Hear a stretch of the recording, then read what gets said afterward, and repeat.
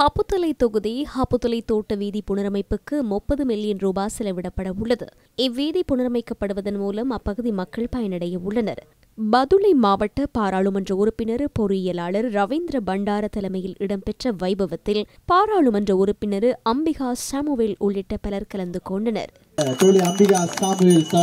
ஹப்புத்தலை தோட்டத்திற்கான ஒரு வரலாறு சாதனை சொல்லலாம். ஒரு சாதாரணமா கான்கிரீட் ரோட் போடுறேன்னா இந்த 5 வருஷத்துக்கும் சின்ன சின்னதா போட்டு உங்களை ஏமாத்துறேன்னா நல்லா ஏமாத்திருக்க புடிவாதமாவே நின்று போட்டா காப்பட் இல்லாட்டி போடுறது இல்ல. அது விளைவுதான் இன்னைக்கு இந்த அடிக்கல் நாட்டு இந்த பாதி மாத்திரம் இல்ல எங்களுடைய வேலை திட்டம். இது அடிப்படை தேவையினாலதான் இந்த வேலையை ஆரம்பிச்சிருக்கு. சரியா?